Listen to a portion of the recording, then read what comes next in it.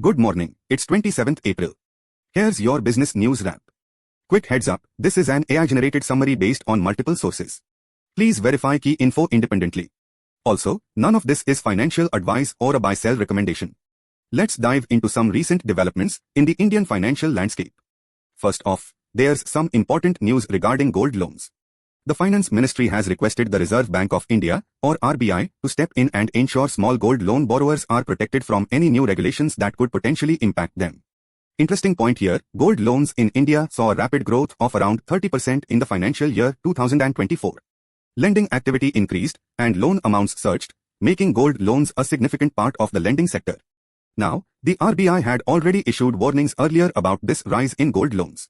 They flagged some irregularities, especially with certain companies allegedly breaching rules to maximize profits. You see, rules like the loan-to-value ratio, or LTV, typically restrict how much a borrower can get. For example, for a 100 rupee gold loan, only about 75 rupees is disbursed.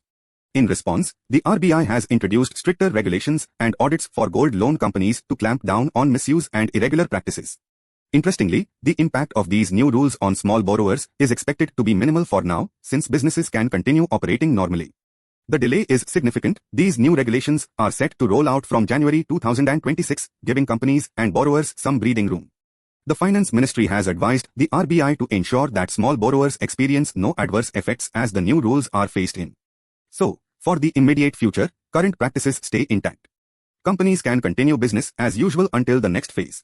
This also brings some relief to gold loan firms, especially big players like Muthoot Finance, which saw a surge in their share prices up about 8% recently, thanks to strong quarterly earnings. Speaking of Muthoot Finance, they reported a profit of roughly 144 crore rupees for the recent quarter, with both quarterly and annual growth. Their earnings per share improved to 36.81. The company's shareholding pattern is interesting. Promoters hold over 70%, FIIs about 11%, DIIs 4%, and the public around 4%. Other players, like Manappuram, also performed well, although their earnings have been a bit inconsistent.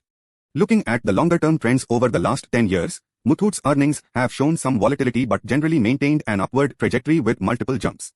Manappuram, meanwhile, has had a more mixed track record with some negative quarters but a relatively stable EPS range overall. The key takeaway is that companies with strong promoter backing and steady earnings tend to perform better in the long run. For now, the environment remains positive for small borrowers, with the sector stabilizing until the new regulations kick in early 2026. On the broader market front, today's trading has been quite dull, just about an 80-point decline in the Nifty, indicating quite a sluggish session. No major moves, really. The market's next big momentum will depend on upcoming data releases, both domestic and international, scheduled for Monday. Specifically, India just released its GDP data for Q4 showing a robust growth rate of 7.4%, significantly surpassing estimates around 6.7%. That's a strong finish for the year, with the previous quarters showing steady but lower growth. This strong GDP number suggests increased demand and supply, which could boost investor confidence and attract foreign inflows. India's growth rate is among the highest globally, only behind countries like China and some advanced economies. The positive data has already caused a spike in the GIFT Nifty index, hinting at a bullish start on Monday. However, the markets remain cautious. External factors like global news can influence sentiment quickly. Overall, the picture looks positive, especially considering India's healthy economic finish. The key is to maintain stability and avoid unnecessary volatility. Switching gaze to the US markets, they showed a mixed bag today. We saw an initial upward jump of around 6 or 7 points, then a sharp drop, and some recovery after that. Key economic data, including GDP and unemployment claims, worsened on the surface, but markets stayed mildly calm because the US courts recently halted Trump's tariffs from taking effect immediately. Trump announced plans to challenge those tariffs legally, which keeps the market on edge. Meanwhile, some US companies reported quarterly results. For instance, NCC posted a 16% increase in revenue and a 29% jump in net profit, now around 176 crore rupees. They're also hinting at large deals in the pipeline, potentially around $10 billion, involving Reliance and pipeline giants like BP. On the geopolitical front, Pakistan has received a $3.7 billion aid package from China, showcasing strategic support from Beijing amid regional tensions. China's backing of countries like Pakistan and Bangladesh could impact regional stability and indirectly influence India's security landscape. Additionally, Vedant received interim relief from the NCLT for its demerger plan, allowing restructuring to proceed smoothly. On the downside, companies like Wipro shut down their manufacturing units in Himachal Pradesh, laying off about 80 employees due to operational challenges. Tech giants like Nvidia outperformed expectations and even overtook Microsoft in market valuation, largely benefiting from the easing of US-China trade tensions. US companies are also shifting manufacturing out of China to other Asian countries, reflecting strategic realignments. In the corporate world, Reliance is reportedly interested in acquiring Castrol's lubricants business, and Saudi Aramco is also showing interest. These large deals could reshape parts of India's and global energy markets. Switching over to some big corporate updates, Ambani's company showed a 29.7% decline in net profit, but they announced a dividend of 5 Indian rupees per share. Similarly, JSW Energy reported a 5% revenue rise but posted a quarterly loss of 128 crore INR even as they declared dividends. Mazgaon Dock saw a 51% drop in after-tax profit, down to 325 crore INR, but they still declared a dividend. Despite some profit declines, adjustments like tax benefits and deferred tax credits have softened the overall picture. The takeaway: companies with strong fundamentals and stable earnings tend to be better prepared to weather volatility. Turning to trade and regulation, India's upcoming trade negotiations are scheduled for June 5th and 6th in New Delhi. Discussions will focus on tariffs and bilateral trade issues. Meanwhile, in the banking sector, fraud cases have decreased slightly in number but increased dramatically in monetary value, over 25,667 crore INR involved in large scams across public banks.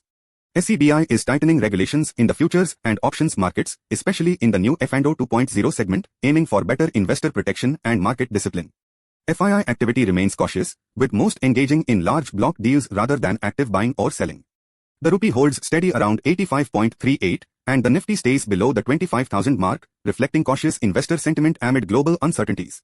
Before we wrap up, let's touch on some interesting company-specific results. Ola Electric's Q4 numbers show a decline, revenue down sharply from 1,671 crore last year to just 728 crore now, with losses ballooning from around 416 to 870 crore. Their EPS worsened from 1.14 to minus 1.97, signaling difficulties in their current operations. On the flip side, Suzlon Energy posted a strong quarter, with total income jumping from around 2,200 crore to over 3,800 crore, and profits rising from about 280 crore to nearly 551 crore, aided by tax adjustments. Their EPS improved dramatically, from 1.14 to 19.28, indicating strong recovery despite some accounting adjustments.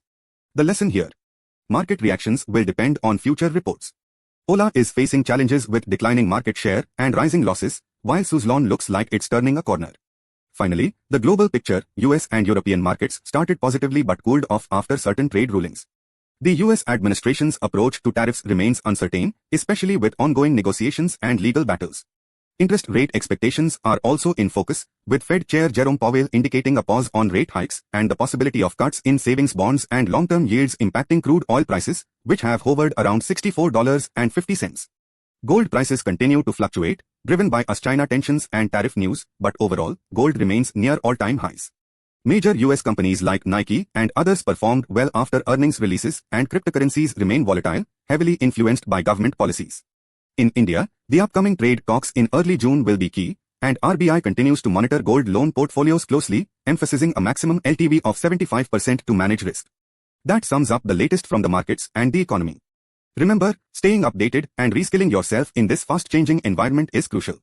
AI tools like draft automation in IPOs are already reshaping industries, and those who adapt will stay ahead. Thanks for tuning in. Have a great day, and stay safe out there.